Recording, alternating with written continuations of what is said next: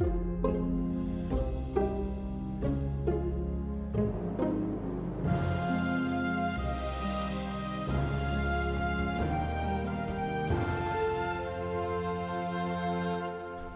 Checking the sound volumes. Okay, I'm a little bit high, but... Watch us check the mic.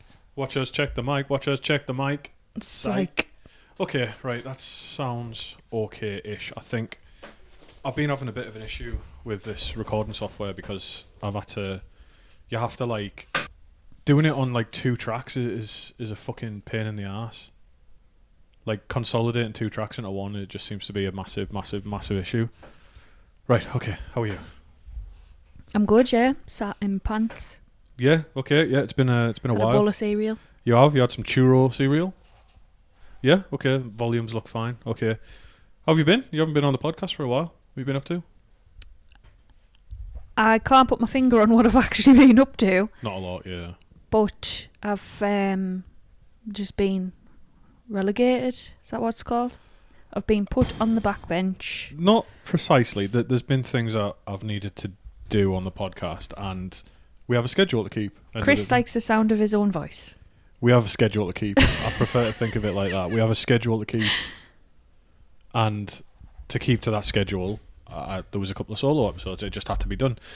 Also, as well, like some of the stuff was I went really heavy on kind of esoteric research, so that was interesting. So far, like I mean, if you're just finding the podcast now, again.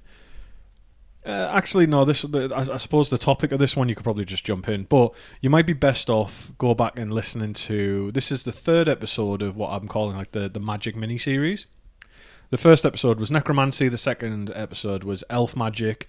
Now this one today, as you'd probably guessed from the title, drumroll Rebecca, is we're going to talk about dwarves and we're going to talk about runes. Something that we don't. I've wanted to talk about for a while, but this seemed the perfect episode because, frustratingly enough, there's not a great deal about how dwarf magic works in Tolkien.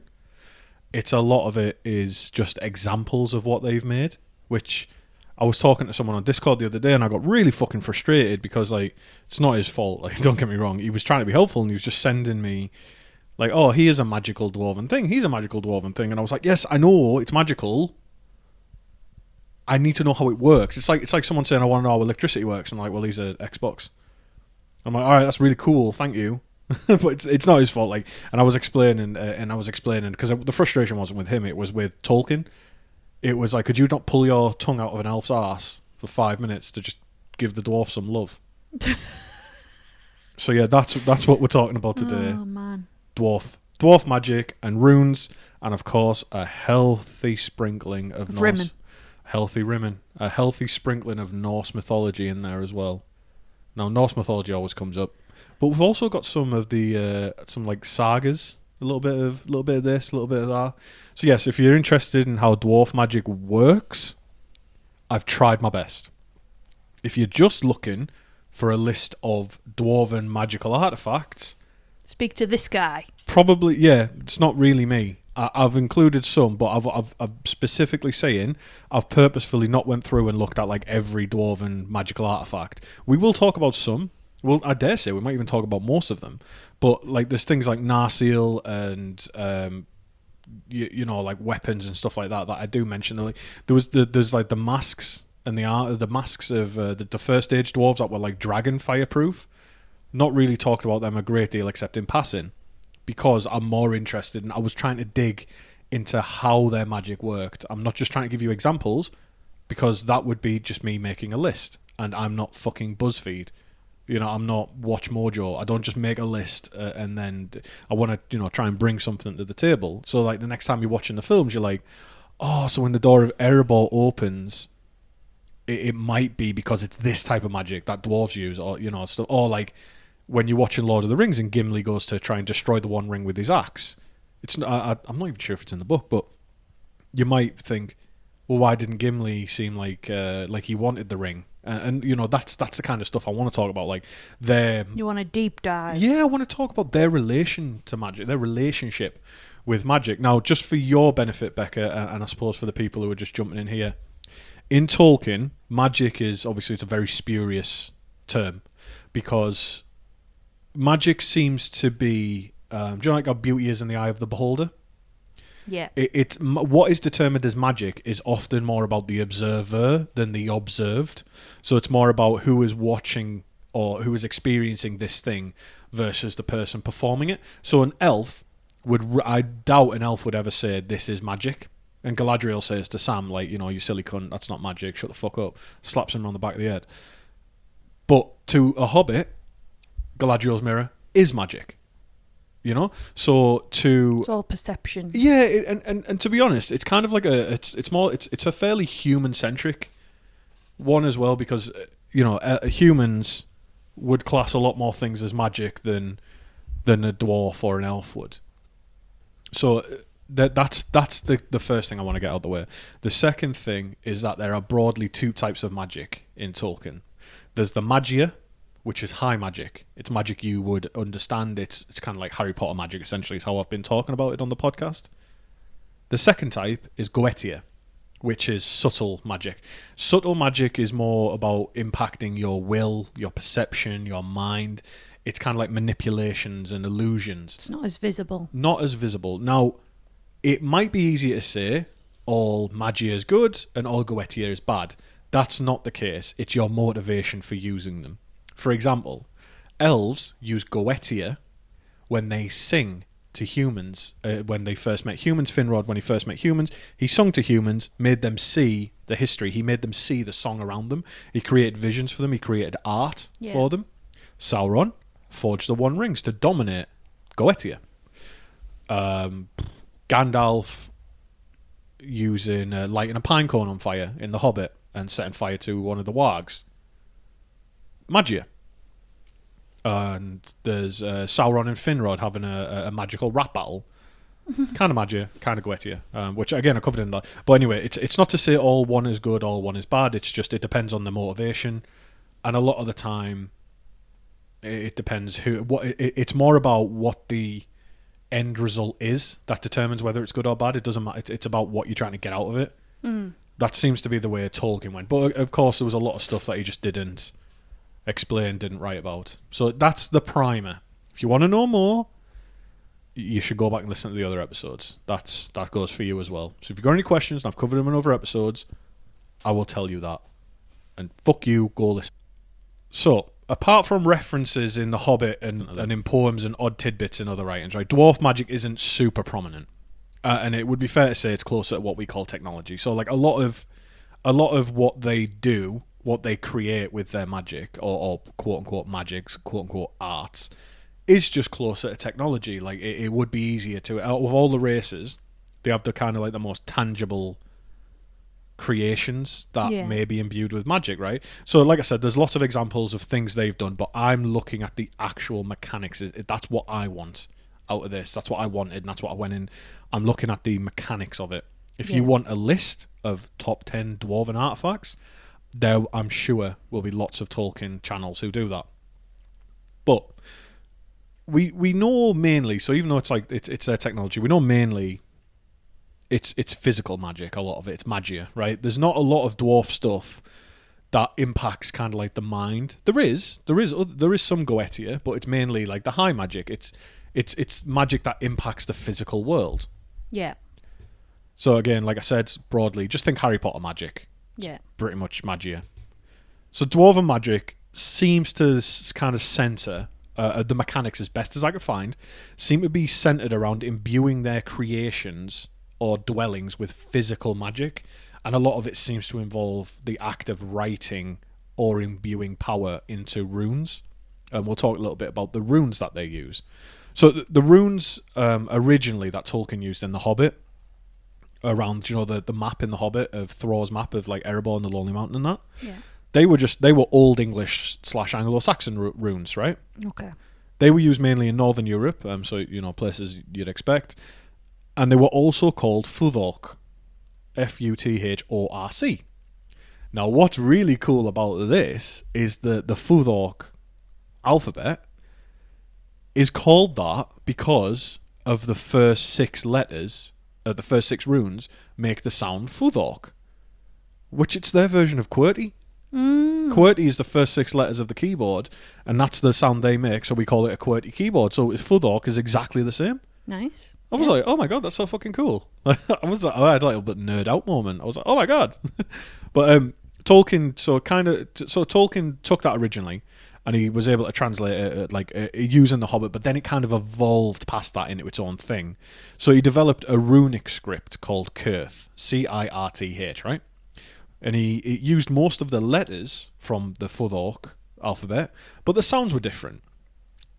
In Arda, in the history of Middle-earth, they were developed by the elf Daeron in order to represent Sindarin words, even though the dwarves used it mainly because, it was elves that made it, because God fucking forbid the dwarves have something that they've done themselves. Of course, it has to be a fucking elf who does it first.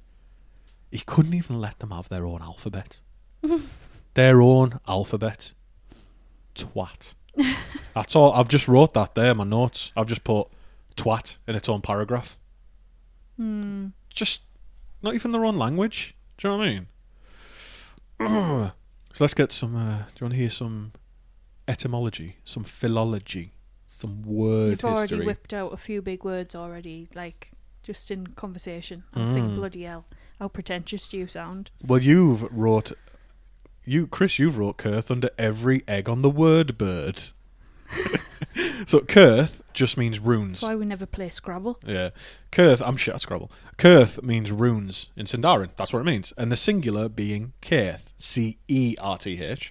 So the collective is Cirth, the plural, the singular is Cirth. And this language, the alphabet, obeys the phonetic principles of Tengwa, which is the same writing system that, like you see when you see people writing in Lord of the Rings, like when Bilbo does like the 3 dots above the letter, blah, blah, blah. We know that's Tengwa, right? So hence that's why it sounds different. So even though the letters look like Fudork letters, they sound different because they obey the rules of a writing system in Middle-earth. That make sense? I think so. Okay. The alphabet is called Certhas, Certhas. So allegedly, the reason though that dwarves use Certhas and what have you, is because the runes are easier to carve than the flowing, squirrely, squiggly, wiggly script of Tengwa. So using a chisel, it's a lot easier to do the runes. Yeah, to do sharp edges. Yeah, which I thought that makes a load of sense. Pretty fucking cool. Ancient Cirth was the original form of this alphabet, and a lot of kind of like its original sounds were unclassified. So it existed as Ancient Cirth, and some people think it was meant to represent Ancient Sindarin, which is one of the earliest elf languages, which we would just call Telerin, because you remember there's the 3 elf clans and the Teleri. Yeah. So Telerin became Old Sindarin, became Sindarin in the time between the Great March and the Noldor coming back to Beleriand. Okay. That's the time in which the language went through all of its mutations, right? But Cirth, ancient Cirth, wasn't able to keep up with modern Sindarin because modern Sindarin now used sounds that the Cirth alphabet didn't have in ancient Cirth, right? So that's when an elf called Daeron comes in. Daeron. Fighter of the Night Run. Yeah, I'm glad you can see where I was going with that. Yeah, so he's fighter of the Night Run. You got to pay the troll toll. All I'm seeing is like Ronnie from Jersey Shore. Ronnie from Jersey Shore. Yeah. Fighter of the Night Run. Oh right, okay, yeah. You got to pay the troll toll to get into this boy soul. He is quite like dwarf like in proportion. Is he the big thick lad, like yeah. the big chonker? He's like you, no, not like chunky. Yeah, like he's muscly, yeah, but yeah. he's got the same proportions, like a long torso and shorter legs. So fun fact: me and Becca are going to Tolkien Tage next June in Geldern in Germany. I can't wait. I'm going to dress up like a dwarf.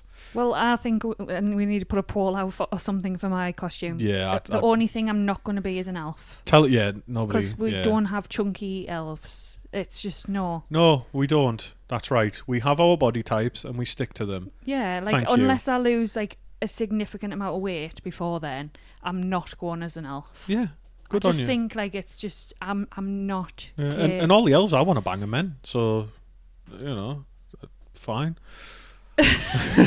Right.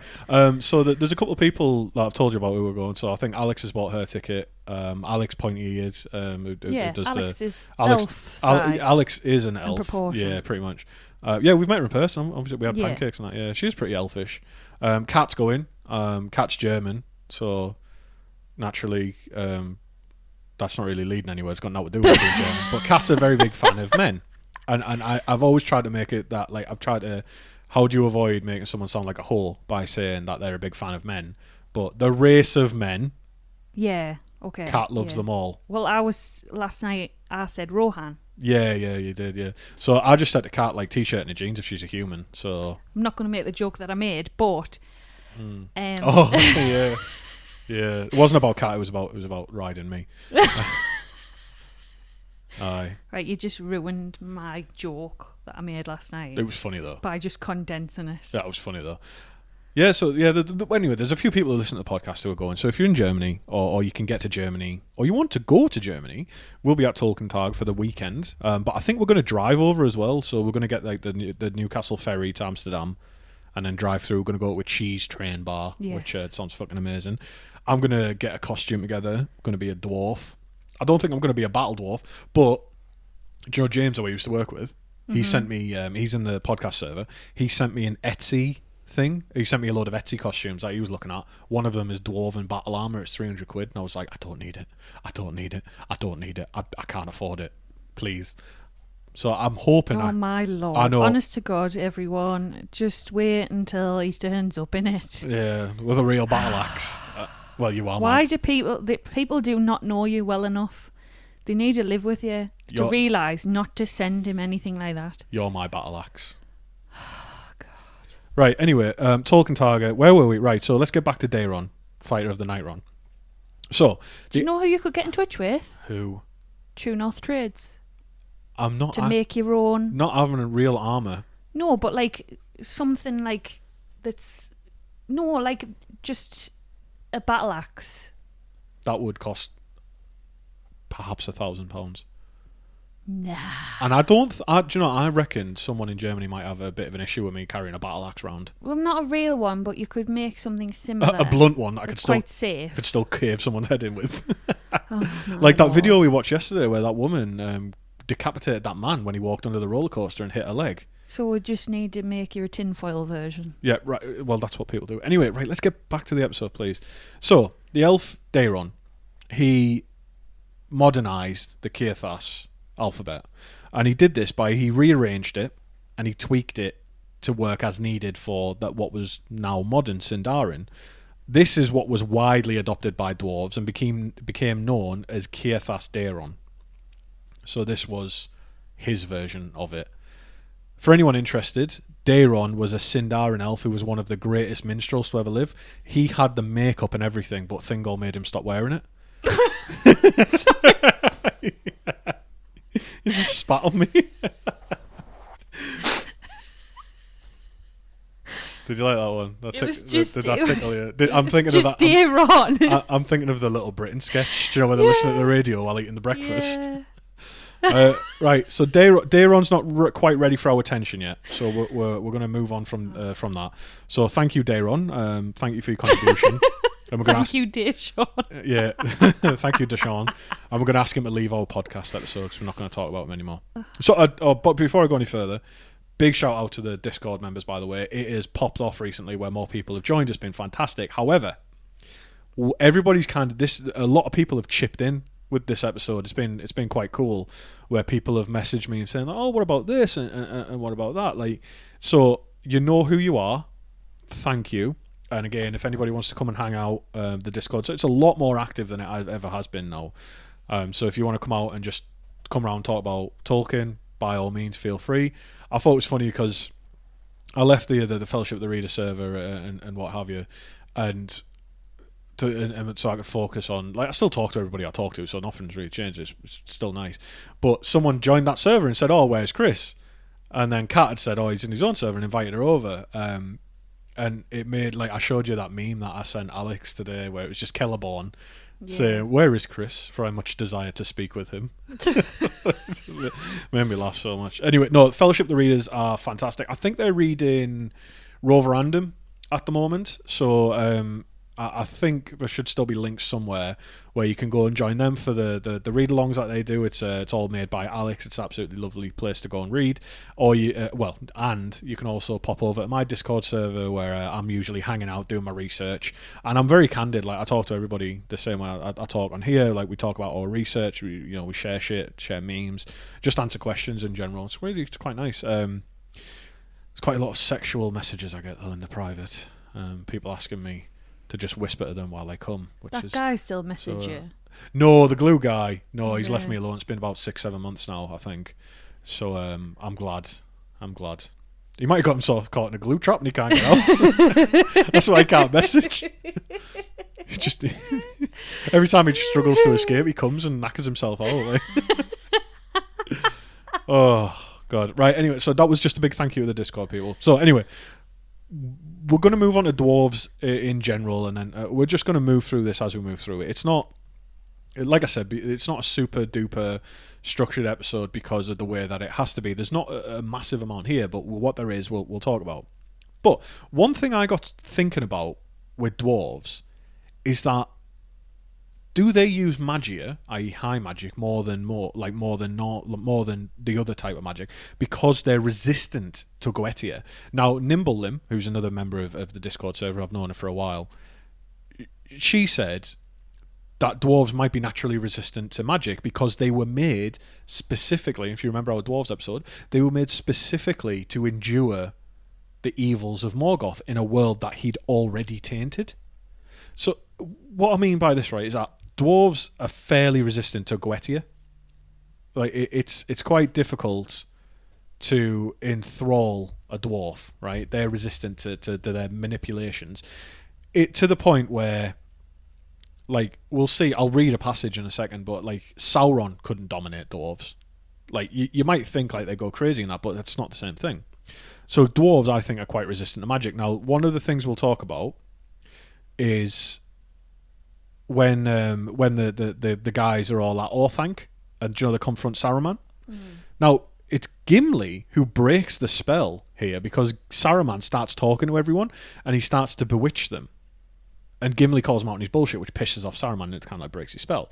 So I'll read from the Lord of the Rings. Theoden opened his mouth as if to speak, but he said nothing. He looked up at the face of Saruman with its dark solemn eyes bent down upon him, and then to Gandalf at his side, and he seemed to hesitate. Gandalf made no sign, but stood silent as stone, as one waiting patiently for some call that has not yet come. The riders stirred at first, murmuring with approval of the words of Saruman, and then they too were silent, as men spellbound. It seemed to them that Gandalf had never spoken so fair and fittingly to their lord. Rough and proud now seemed all his dealings with Theoden, and over their hearts crept a shadow, the fear of a great danger, the end of the mark in a darkness to which Gandalf was driving them, while Saruman stood beside a door of escape, holding it half open, so that a ray of light came through. There was a heavy silence. It was Gimli the dwarf that broke in suddenly. "The words of this wizard stand on their heads," he growled, gripping the handle of his axe. "In the language of Orthanc, help means ruin, and saving means slaying. That is plain. But we do not come here to beg." "Peace," said Saruman, and for a fleeting moment his voice was less suave, and a light flickered in his eyes and was gone.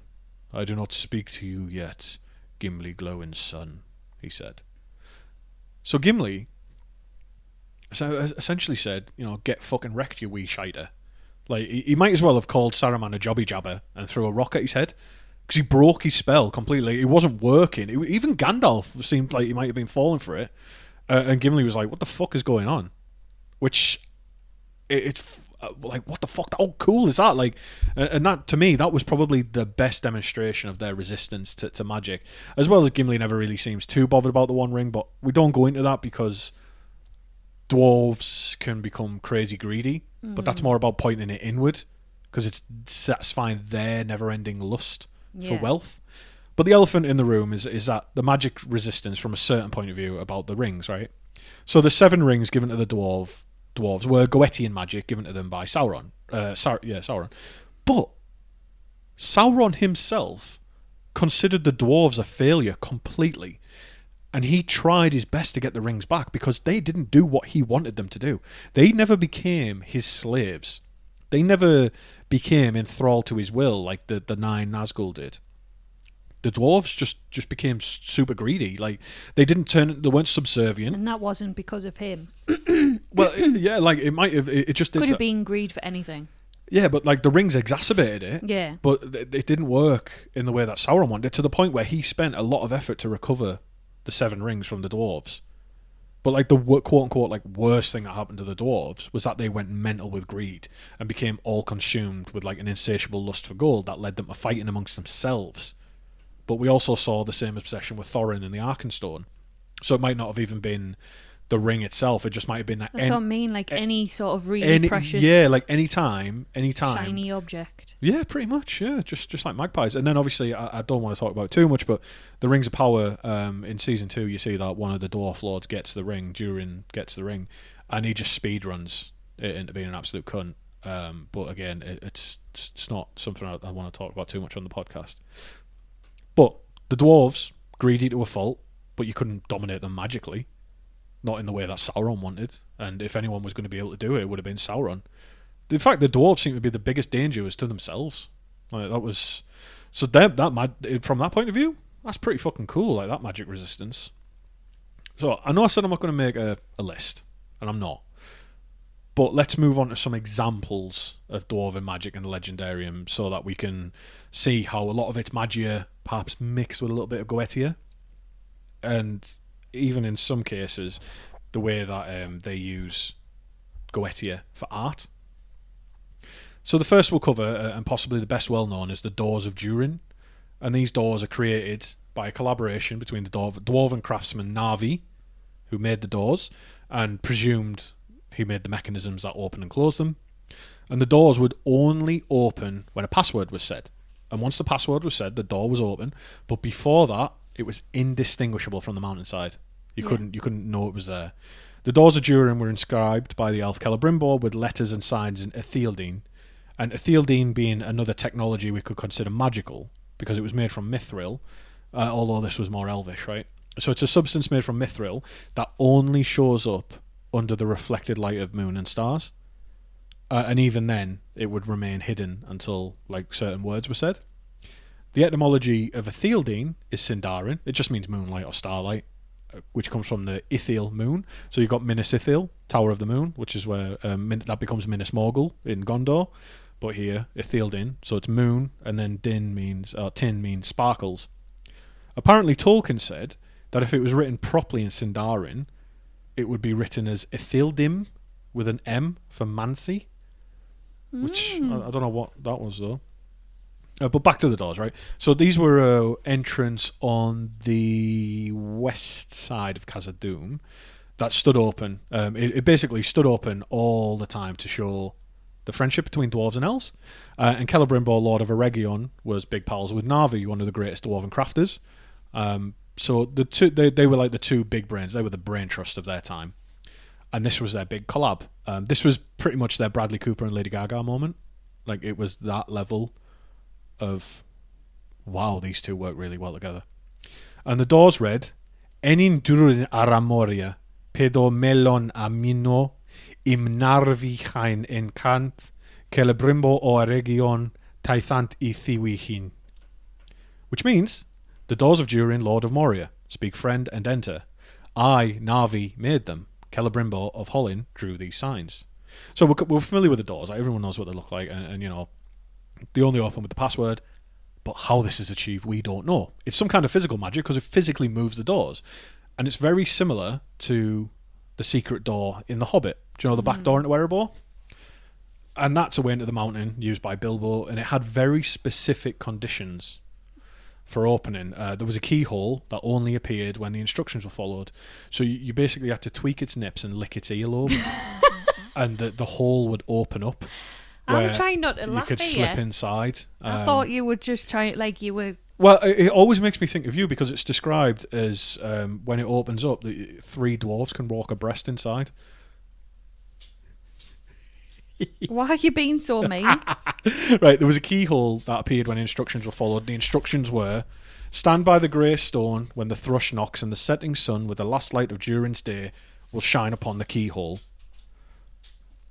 So when these instructions were followed, there was a crack, and a flake of stone fell from the wall and revealed a keyhole into which Thorin could slide his key in, and out again, then back in again, then out again, and then eventually, when he was done, just turn it.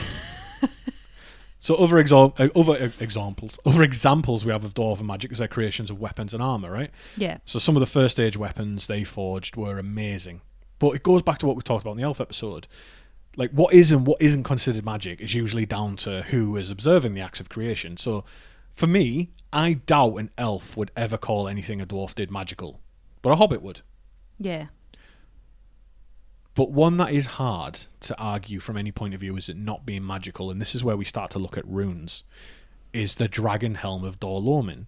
Now, this was a helm worn famously by the House of Hador, which is where Turin Tarambar comes from. Do you remember the guy who fucked his sister? Yes. So the main tale it appears in is the Children of Húrin, worn by Turin himself. This helm was made for dwarves by dwarves, and it was too heavy and big enough for it was too big and too heavy for an elf to wear. Like, it would just knock the head forward. But it was made of grey steel and had a visor that shielded the eyes of the wearer. But importantly, and this is the key bit, it said that a power lay upon the runes on the helm that would protect the wearer from wounds and turn away arrows and swords, striking fear into the heart of enemies.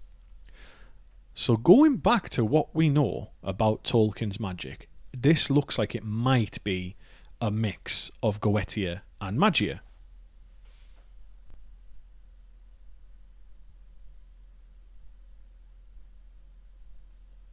The reason for this is that unless arrows, the fear stuff would make it Goetia, because if you look at it and you feel fear, that's Goetian magic impacting you. Yeah. But then if it turns away arrows and swords, if it's some kind of like force field, for lack of a better word, That's physical magic. That's physical magic. Exactly, you get it right. So there's loads more. Like, again, there's the fireproof masks that I've talked about. There's like the way they capture there's like the spells they put upon like the treasure hoard in the Hobbit to keep people from discovering their magic. I just feel like Goetia, is it not more based on fear of the unknown? So elves have lived so long and have seen a lot of things, so aren't as affected by Goetia than hobbits and dwarves, because you're saying that. So, like, I would fear something that I'd never seen before. Like, if I saw a massive, I don't know, a Zontaran, that's what I'll say. Zontaran, right, walking towards you. I would be like, what the fuck? Like, in fear, without it needing to have a magic behind it. Yeah, kind of. Yeah. There is a great conversation to be had, because it's all about the mechanisms as well. So, like, Tolkien does state that magicians, or people who use magic, if they can do it by ordinary means, they generally will. He said, so it essentially makes a point of, like, what's the point of using magic to clear a forest if you have enough labour to do it? Because it would take you that. So maybe you're right. Like, a lot of the time it just does seem to be a shortcut. It's always, so the magic always seems to be a way to shortcut the way between what you want and how to get there. Like, the outcome versus, like, the desire to the outcome. That's where the magic bridge can shorten the gap. So maybe it might just be a shortcut to, like, trigger something naturally, or not naturally, but trigger something in you that otherwise you might be able to do otherwise. I just feel like it's a really fine line between whether it's magic or it's fear. That's exactly it. Yeah, that's exactly it. Because Tolkien's awe. Yeah, we get awe from a beautiful, massive building. Doesn't necessarily mean that building has an underlying magical power. But we go back to the observer versus the observed, because if you see something that's truly breathtaking, you'd often describe it as magical. That's a magic moment. It's a magical moment. So I'll just quickly kind of veer off into a bit of the Hobbit. We're talking about dwarves using Goetia, right? Now this is quite an unobvious one, but it just I think it is. Is dwarves using magic as art? So in the Far Over the Misty Mountains Cold, the song, right? Far over the misty mountains cold, to dungeons deep and caverns old, we must away a break of day to seek the pale enchanted gold. The dwarves of yore made mighty spells, while hammers fell like ringing bells in places deep where darklings sleep in hollow halls beneath the fells. Now, I love that song, and I tried not to sing it the way I normally sing it because I love doing a far over. I love that. Yeah, the misty mountains cold. To dungeons deep that's enough. and caverns old. You'll send us to sleep. Yeah, I love that. People use this podcast to go to sleep. Anyway, right. Not because of your voice, though. Not your singing voice. You're not spending the whole thing singing. Was that not good?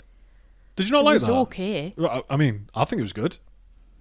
Anyway, the point about it being Goetia, because in the next line, when they finish this song, as they sang, the Hobbit felt the love of beautiful things made by hands and by cunning and by magic moving through him, a fierce and jealous love, the desire of the hearts of dwarves.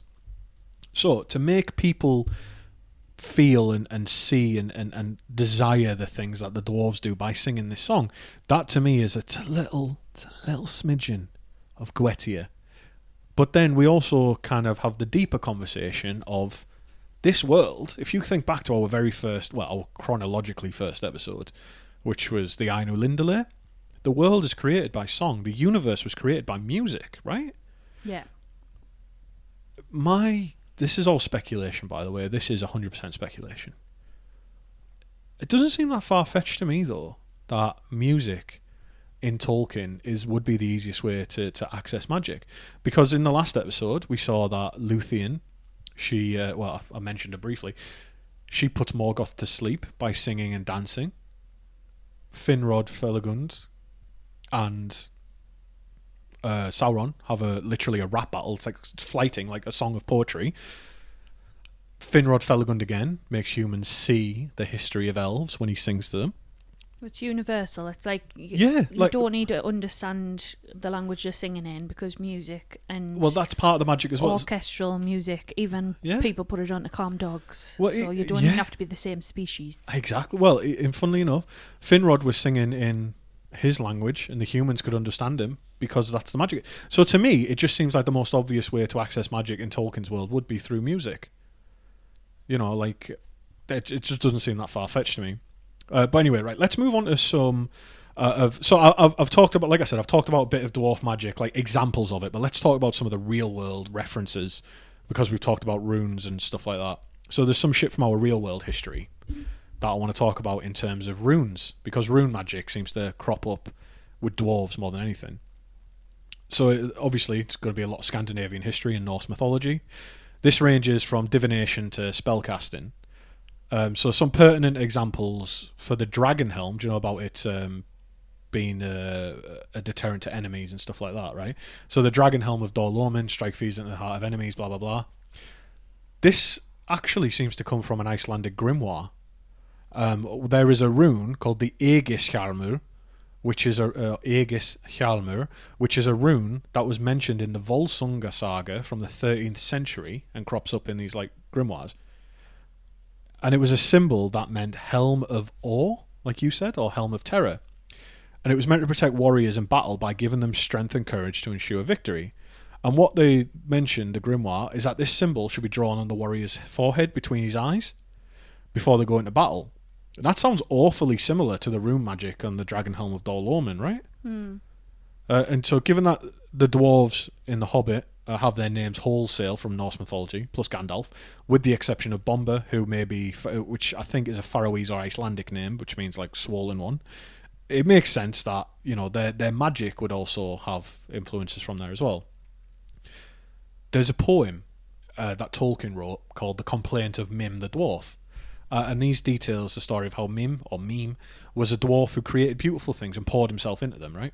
And his last creation was a chest that held all of his treasures and was filled with compartments and drawers, etc. Like that one Mad Eye Moody has, right? With all that shit.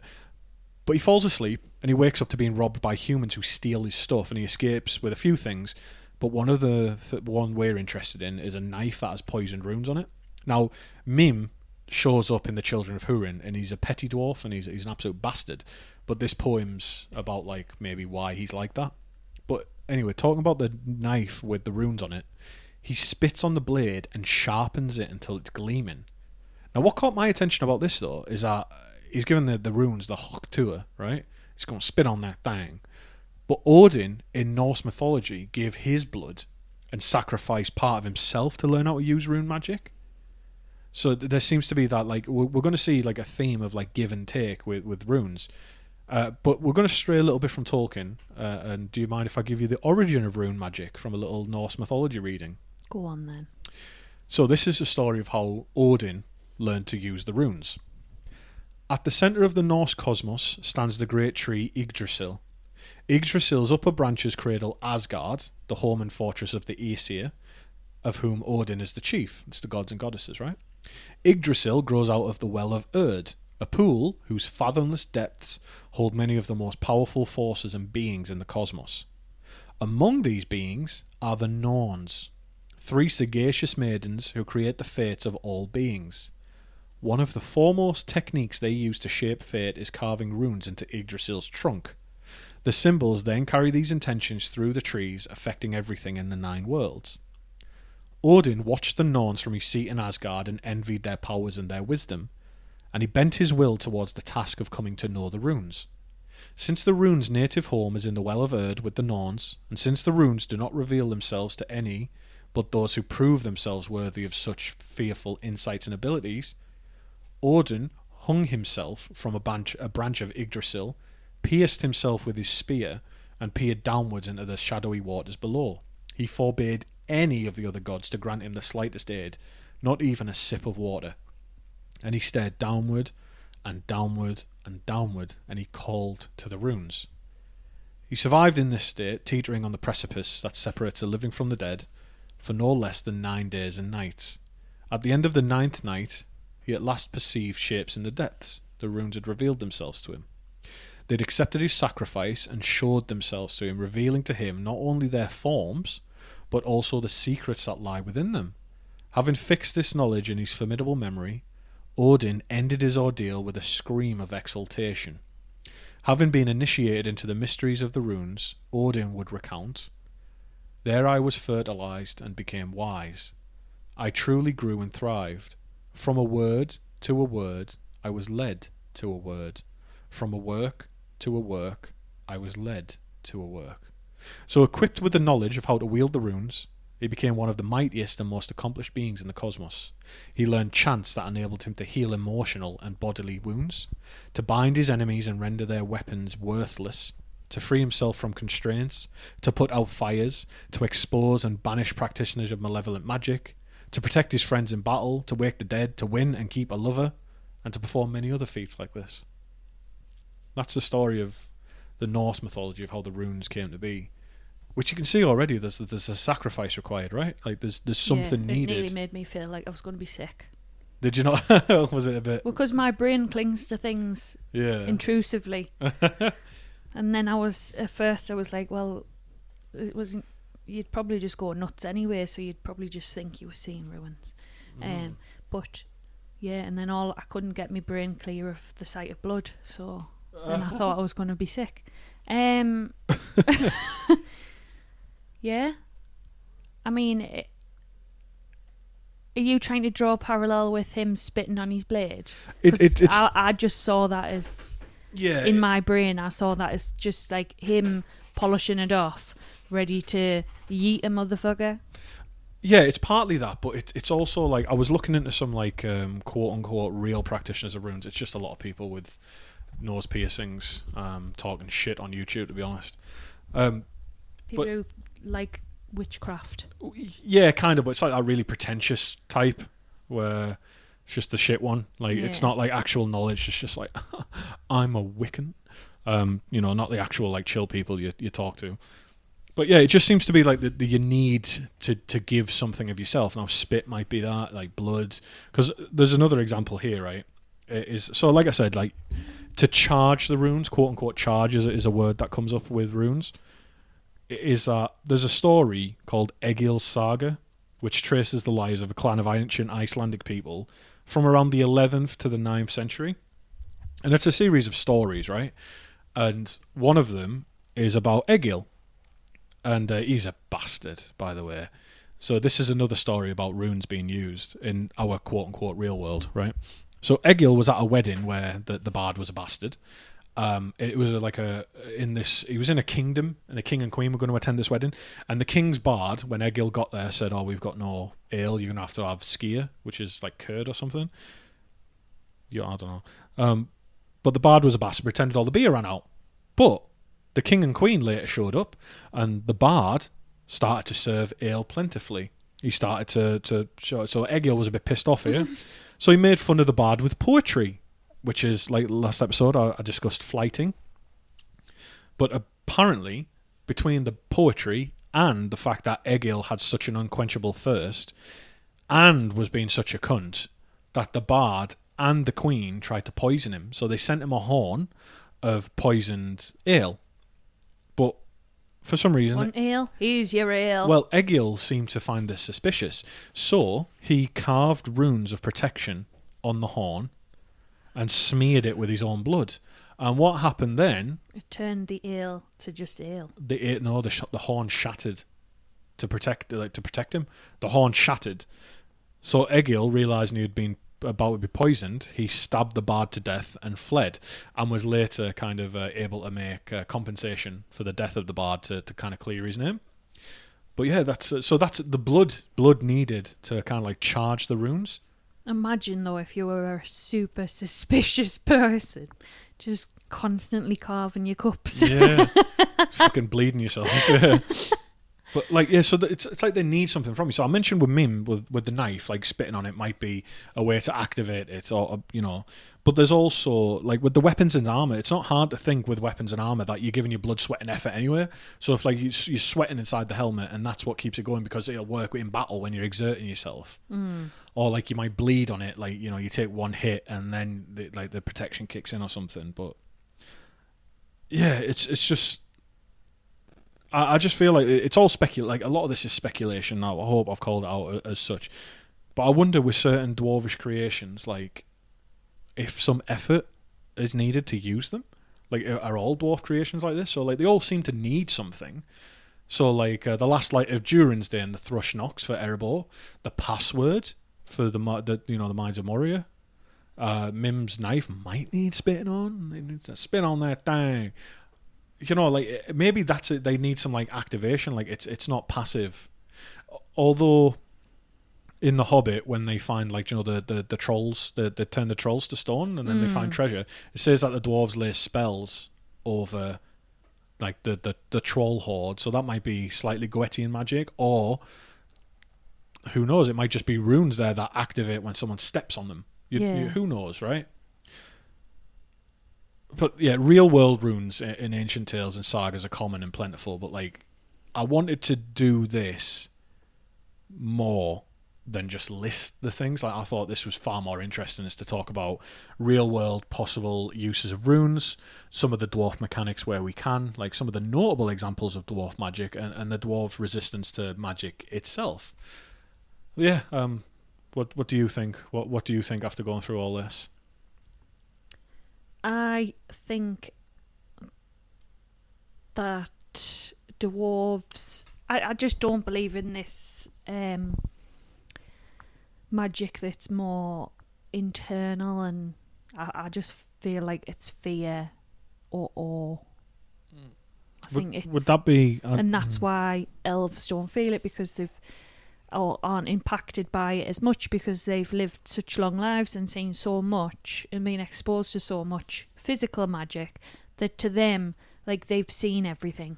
Whereas, like, a hobbit would be like, oh, wow, oh my god, I'm terrified. Like, Do you know what I mean? Well, that's the thing, is that Goetia is subtle magic. It's such a fine line, though. Like, I just think that. Well, that's exactly the point that Tolkien makes as well. Is that, like, why would you bother a lot of the time? Like, a lot of people who have the power to do magic would rarely bother unless they absolutely needed to. He even says that most people who can do, like, magic stuff, they rarely do it. They generally just live by ordinary means. Like, that's and that kind of tracks with what you're saying. Because, like, why would you bother?